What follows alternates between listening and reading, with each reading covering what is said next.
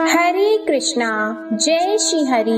ओम नमः शिवाय। प्रिय भक्तजनों, आज बृहस्पतिवार के दिन आप बृहस्पति देव की बड़ी ही दुर्लभ कथा सुनेंगे। इस कथा को सुनने से भक्तों की सभी मनोकामनाएं भगवान बृहस्पति देव की कृपा से पूर्ण हो जाती हैं। तो आइए बड़ी ही श्रद्धा और प्रसन्न चित्त मन से इस कथा को सुनते हैं। भारतवर्ष में एक प्रतापी और दानी राजा राज्य करता था। वह नित्य गरीबों और ब्राह्मणों की सहायता करता था। यह बात उसकी रानी को अच्छी नहीं लगती थी। वह न ही गरीबों को दान देती, न ही भगवान का पूजन करती थी और राजा को भी दान देने से मना किया करती थी।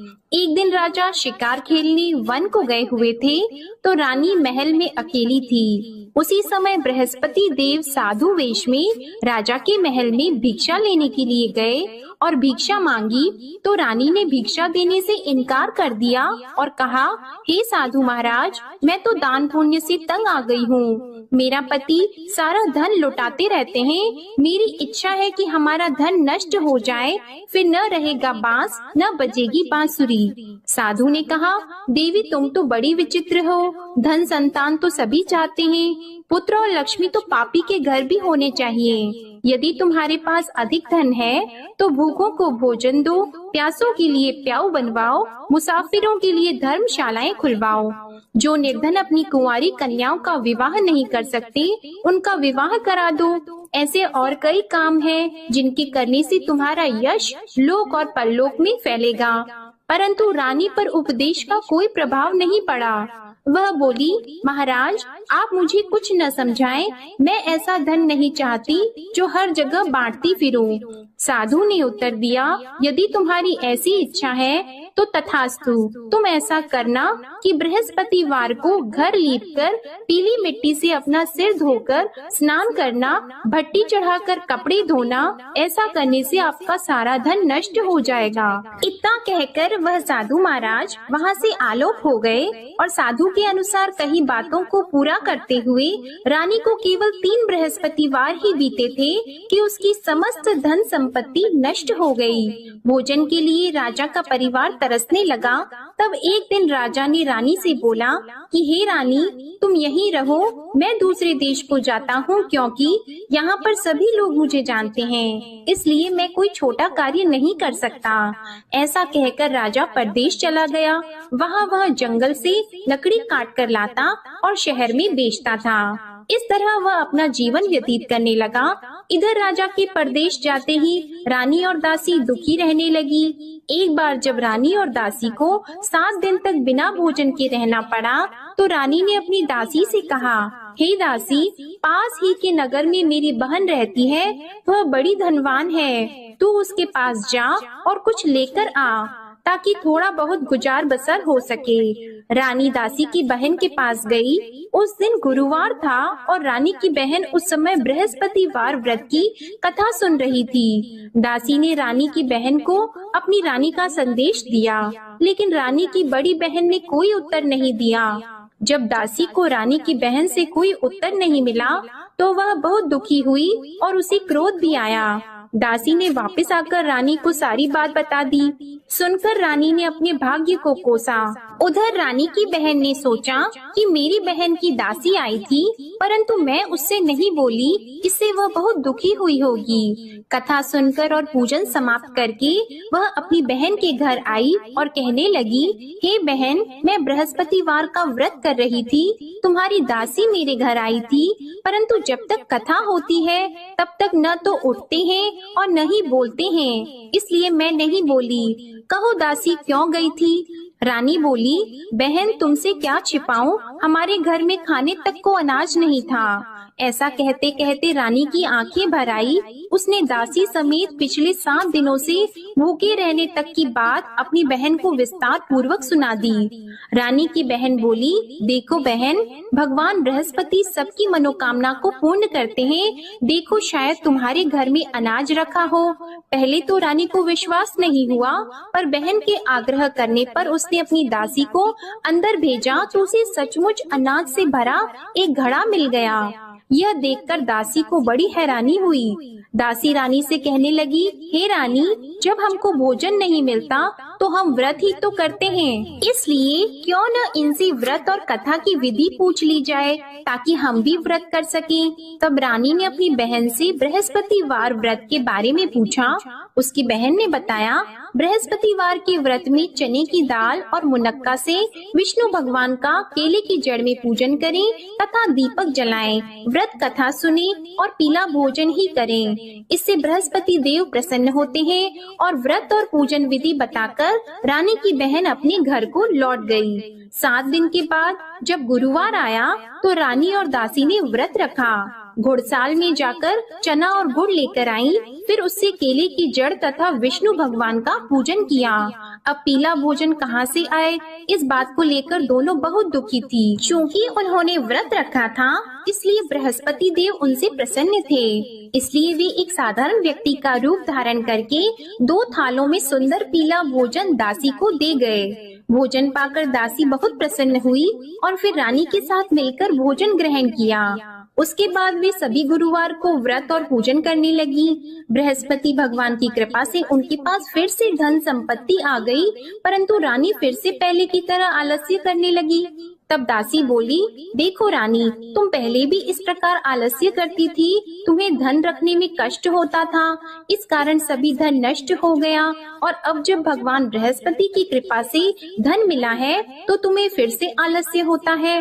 रानी को समझाते हुए दासी कहती है कि बड़ी मुसीबतों के बाद हमने यह धन पाया है, इसलिए हमें दान पुण्य करना चाहिए, भूखे मनुष्यों को भोजन कराना चाहिए और धन को शुभ कार्यों में खर्च करना चाहिए, जिससे तुम्हारे कुल का यश बढ़ेगा, स्वर्ग की प्राप्ति होगी और पितृ प्रसन्न होंगे। दासी की बात मानकर रानी अपना धन शुभ कार्यों में खर्च करने लगी, जिससे पूरे नगर में उसका यश फैलने लगा। उधर एक दिन राजा दुखी होकर जंगल में एक पेड़ के नीचे आसन जमाकर बैठ गया। वह अपनी दशा को याद करके व्याकुल होने लगा। बृहस्पतिवार का दिन था। एकाएक उसने देखा कि निर्जन वन में एक साधु प्रकट हुए। वह साधु वेश में स्वयं बृहस्पति देवता थे। लकड़हारे के सामने आकर बोले, हे लकड़हारे, इस सुनसान जंगल में तू इतना चिंता मग्न क्यों बैठा है? लकड़हारे ने दोनों हाथ जोड़कर प्रणाम किया और उत्तर दिया, महात्मा जी, आप सब कुछ जानते हैं, मैं क्या कहूँ। यह कहकर रोने लगा और साधु को अपनी आत्म कथा सुनाई। महात्मा जी ने कहा, तुम्हारी स्त्री ने बृहस्पतिवार के दिन बृहस्पति भगवान का निरादर किया है, जिसके कारण रुष्ट होकर उन्होंने तुम्हारी यह दशा कर दी। अब तुम चिंता को दूर करके मेरे कहने पर चलो तो तुम्हारे सब कष्ट दूर हो जाएंगे और भगवान पहले से भी अधिक संपत्ति देंगे। तुम बृहस्पति के दिन कथा किया करो, 2 पैसे के चने मुनक्का लाकर उसका प्रसाद बनाओ और शुद्ध जल से लोटे में शक्कर मिलाकर अमृत तैयार करो। कथा के पश्चात अपने सारे परिवार और सुनने वाले प्रेमियों में अमृत व प्रसाद को बांटकर खुद भी ग्रहण करो। ऐसा करने से भगवान तुम्हारी सब मनोकामनाएं पूरी करेंगे। साधु के ऐसे वचन सुनकर लकड़हारा बोला, हे प्रभु, मुझे लकड़ी बेचकर इतना पैसा नहीं मिलता जिससे भोजन के उपरांत कुछ बचा सकूं। मैंने रात्रि में अपनी स्त्री को व्याकुल देखा है, मेरे पास कुछ भी नहीं जिससे मैं उसकी खबर मंगा सकूं। और फिर मैं बृहस्पति देव की क्या कहानी सुनूं? मुझको तो कुछ भी मालूम नहीं है। साधु ने कहा, हे लकड़हारी, तुम किसी बात की चिंता मत करो। बृहस्पतिवार के दिन तुम रोजाना की तरह लकड़ियाँ लेकर शहर को जाओ। तुमको रोज से दुगना धन प्राप्त होगा, जिससे तुम भली भांति भोजन कर लोगे और बृहस्पति देव की पूजा का सामान भी आ जाएगा। बृहस्पति देव की कथा इस प्रकार है, सुनो। प्राचीन काल में एक ब्राह्मण रहता था। वह बहुत निर्धन था। उसकी कोई संतान नहीं थी। उसकी स्त्री बहुत मलिनता के साथ रहती थी। वह स्नान नहीं करती, किसी देवता का पूजन नहीं करती। इससे ब्राह्मण देवता बड़े दुखी थे। बेचारे बहुत कुछ कहते थे, किंतु उसका कुछ परिणाम नहीं निकला। भगवान की कृपा से ब्राह्मण की स्त्री के कन्या रूपी रत्न पैदा हुआ। कन्या बड़ी होने पर प्रातः स्नान करके विष्णु भगवान का जाप और बृहस्पतिवार का व्रत करने लगी। अपने पूजन पाठ को समाप्त करके विद्यालय जाती तो अपनी मुट्ठी में जौ भर के ले जाती और पाठशाला के मार्ग में डालती जाती। तब ये जौ स्वर्ण के हो जाते तो लौटते समय उनको बीन कर घर ले आती। एक दिन वह बालिका सूप में उस सोने की जौ को फटक कर साफ कर रही थी कि उसके पिता ने देख लिया और कहा, हे बेटी, सोने की जौ के लिए सोने का सूप होना चाहिए। दूसरे दिन बृहस्पतिवार था। इस कन्या ने व्रत रखा और बृहस्पति देव से प्रार्थना करके कहा, मैंने आपकी पूजा सच्चे मन से की है तो मेरे लिए सोने का सूप दे दो। बृहस्पति देव ने उसकी प्रार्थना स्वीकार कर ली। रोजाना की तरह वह कन्या जौ फैलाती हुई जाने लगी। जब लौटकर जौ बीन रही थी तो बृहस्पति देव की कृपा से सोने का सूप मिला। उसे वह घर ले आई और उसमें जौ साफ करने लगी, परंतु उसकी माँ का वही ढंग रहा। एक दिन की बात है कि वह कन्या सोने के सूप में जौ साफ कर रही थी। उस समय उस शहर का राजपुत्र वहाँ से होकर निकला। इस कन्या के रूप और कार्य को देखकर मोहित हो गया और अपने घर आकर भोजन और जल त्याग कर उदास होकर लेट गया।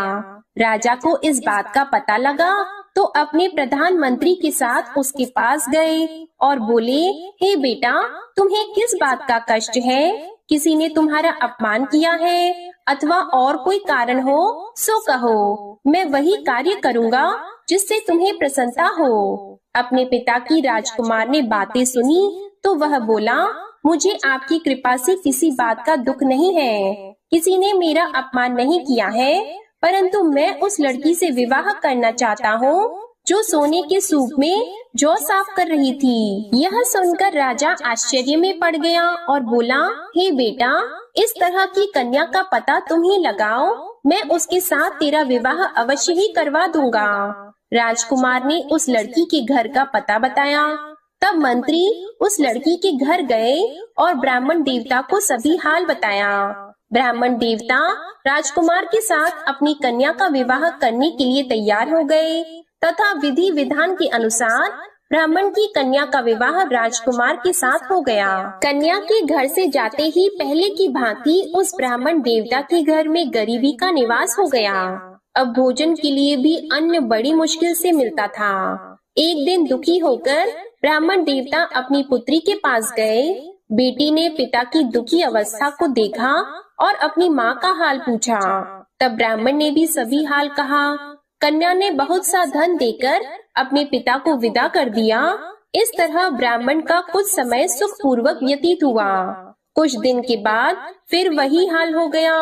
ब्राह्मण फिर अपनी कन्या के यहाँ गया और सारा हाल कहा तो लड़की बोली, हे पिताजी, आप माताजी को यहाँ ले आओ, मैं उन्हें विधि बता दूंगी जिससे उनकी गरीबी दूर हो जाए। वह ब्राह्मण देवता अपनी स्त्री को साथ लेकर पहुँचे तो अपनी माँ को समझाने लगी कि हे माँ, तुम प्रातः काल प्रथम स्नान आदि करके विष्णु भगवान का पूजन करो तो सब दरिद्रता दूर हो जाएगी। परंतु उसकी माँ ने एक भी बात नहीं मानी और प्रातः काल उठकर अपनी पुत्री के बच्चों की जूठन को खा लिया।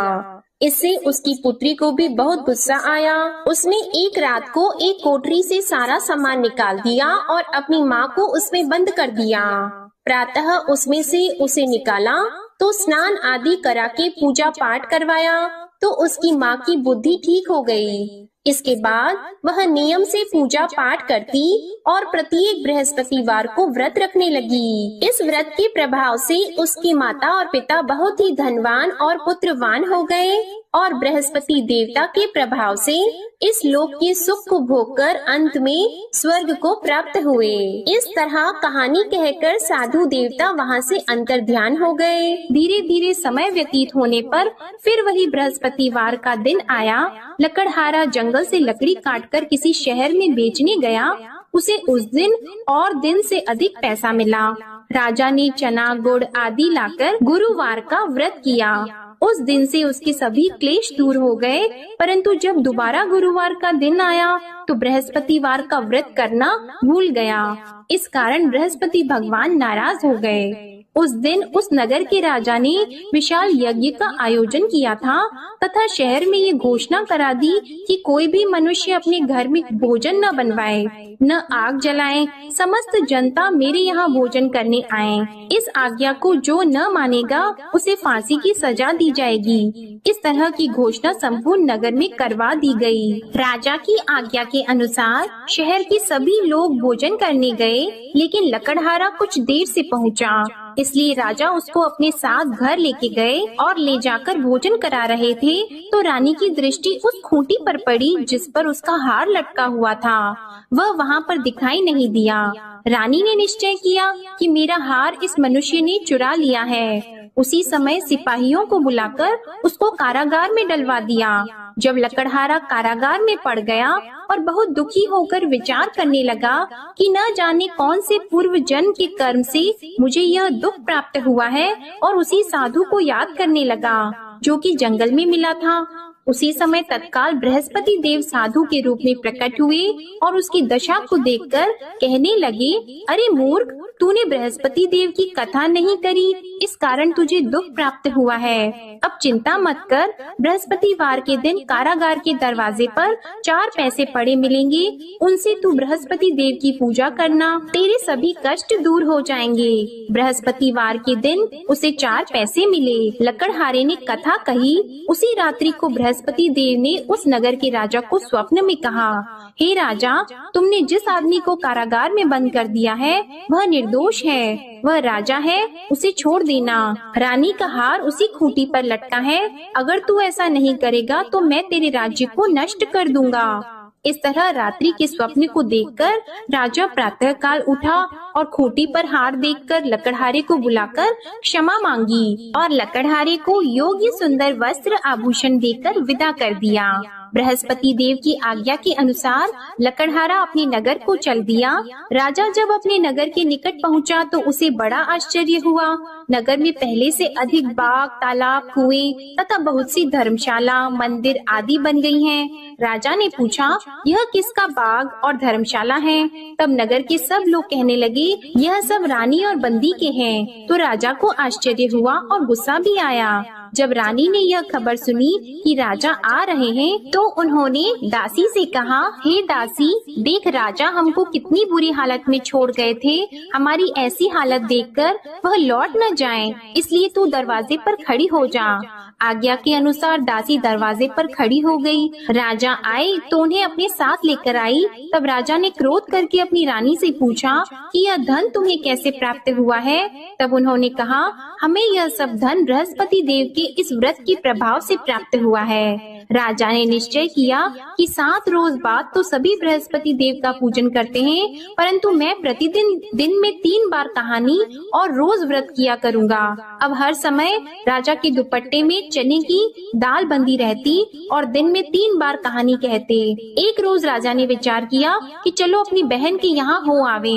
इस तरह निश्चय करके राजा घोड़े पर सवार होकर अपनी बहन के यहाँ को चलने लगा। मार्ग में उसने देखा कि कुछ आदमी एक मुर्दे को लिए जा रहे हैं। उन्हें रोककर राजा कहने लगा, अरे भाइयों, मेरी बृहस्पति देव की कथा सुन लो।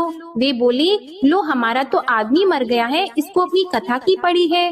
परंतु कुछ आदमी बोले, अच्छा कहो, हम तुम्हारी कथा भी सुनेंगे। राजा ने दाल निकाली और जब कथा आधी हुई थी कि मुर्दा हिलने लग गया, और जब कथा समाप्त हो गई तो राम राम करके मनुष्य उठकर खड़ा हो गया। आगे मार्ग में उसे एक किसान खेत में हल चलाता मिला तो राजा ने उसे देखकर बोला, अरे भैया, तुम मेरी बृहस्पतिवार की कथा सुन लो। किसान बोला, जब तक मैं तेरी कथा सुनूंगा तब तक 4 हरैया जोत लूंगा। जा अपनी कथा किसी और को सुनाना। इस तरह राजा आगे चलने लगा। राजा के हटते ही बैल पछाड़ खाकर गिर गए और किसान के पेट में बड़ी जोर का दर्द होने लगा। उस समय उसकी माँ रोटी लेकर आई और उसने जब यह देखा तो अपने पुत्र से सब हाल पूछा और बेटे ने सभी हाल कह दिया। तो बुढ़िया दौड़ी दौड़ी उस घुड़सवार के पास गई और उससे बोली कि मैं तेरी कथा सुनूंगी, तू अपनी कथा मेरे खेत पर चलकर ही कहना। राजा ने बुढ़िया के खेत पर जाकर कथा कही, जिसके सुनते ही वह बैल उठकर खड़े हुए तथा किसान के पेट का दर्द भी बंद हो गया। राजा अपनी बहन के घर पहुंचा। बहन ने भाई की खूब मेहमानी की। दूसरे रोज प्रातः काल राजा जगा तो वह देखने लगा कि सब लोग भोजन कर रहे हैं। राजा ने अपनी बहन से कहा, ऐसा कोई मनुष्य है जिसने भोजन नहीं किया हो? मेरे बृहस्पतिवार की कथा सुन ले। बहन बोली, हे भैया, यह देश ऐसा है कि पहले यहाँ लोग भोजन करते हैं, बाद में अन्य काम करते हैं। अगर कोई पड़ोस में हो तो देख आऊं। वह ऐसा कहकर देखने चली गई, परंतु उसे कोई ऐसा व्यक्ति नहीं मिला जिसने भोजन न किया हो। अतः वह एक कुम्हार के घर गई जिसका लड़का बीमार था। उसे मालूम हुआ कि उनके यहाँ 3 रोज से किसी ने भोजन नहीं किया है। रानी ने अपने भाई की कथा सुनने के लिए कुम्हार से कहा। वह तैयार हो गया। राजा ने जाकर बृहस्पतिवार की कथा कही, जिसको सुनकर उसका लड़का ठीक हो गया। अब तो राजा की प्रशंसा होने लगी। एक रोज राजा ने अपनी बहन से कहा कि हे बहन, हम अपने घर को जाएंगे, तुम भी तैयार हो जाओ। राजा की बहन ने अपनी सास से कहा तो सास ने कहा, हाँ चली जा, परंतु अपने लड़कों को मत ले जाना, क्योंकि तेरे भाई की कोई औलाद नहीं है। बहन ने अपने भैया से कहा, हे भैया, मैं तो चलूंगी पर कोई बालक नहीं चलेगा। तो राजा बोला, जब कोई बालक नहीं चलेगा तब तुम ही क्या करोगी? बड़े दुखी मन से राजा अपने नगर को लौट आया। राजा ने अपनी रानी से कहा, हम निर्वंशी हैं, हमारा मुंह देखने का धर्म नहीं है और कुछ भोजन आदि नहीं किया है। रानी बोली, हे प्रभु, बृहस्पति देव ने हमें सब कुछ दिया है, वह हमें औलाद अवश्य देंगे। उसी रात को बृहस्पति देव ने राजा से स्वप्न में कहा, हे राजा उठो, सभी सोच त्याग दो, तेरी रानी गर्भ से है। राजा को यह बात सुनकर बड़ी खुशी हुई। 9वें महीने में उसके गर्भ से एक सुंदर पुत्र पैदा हुआ।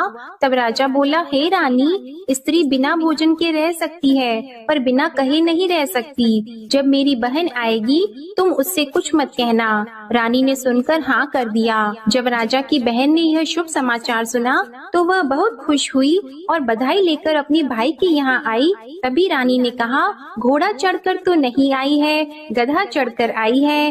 राजा की बहन बोली, भाभी, मैं इस प्रकार न कहती तो तुम्हें औलाद कैसे मिलती? बृहस्पति देव ऐसे ही हैं, जैसी जिसके मन में कामनाएं हैं सभी को पूर्ण करते हैं। जो सद्भावना पूर्वक बृहस्पतिवार का व्रत करता है एवं कथा पढ़ता है अथवा सुनता है, दूसरों को सुनाता है, बृहस्पति देव उनकी सभी मनोकामनाएं पूर्ण करते हैं। बृहस्पति देव उनकी सदैव रक्षा करते हैं। जो संसार में सद्भावना और सच्चे हृदय से बृहस्पति देव का पूजन करते हैं, उनकी सभी मनोकामनाएं उसी प्रकार पूर्ण होती हैं जैसे राजा और रानी ने बृहस्पति देव की कथा का गुणगान किया। उनकी सभी इच्छाएं बृहस्पति देव ने पूर्ण की। मनुष्य को हृदय से उनका मनन करते हुए जयकारा करना चाहिए। तो प्रेम से बोलिए, बृहस्पति देव की जय, विष्णु भगवान की जय, समस्त देवी देवताओं की जय। अब आप भगवान बृहस्पति देव की आरती श्रवण कीजिए। ओम जय बृहस्पति देवा, ओम जय बृहस्पति देवा, छिन छिन भोग लगाऊं कदली फल मेवा। ओम जय बृहस्पति देवा, तुम पूर्ण परमात्मा, तुम अंतर्यामी, जगत पिता जगदीश्वर, तुम सबके स्वामी। ओम जय बृहस्पति देवा, चरणामृत निज निर्मल, सब पातक हरता, सकल मनोरथ दायक, कृपा करो भरता।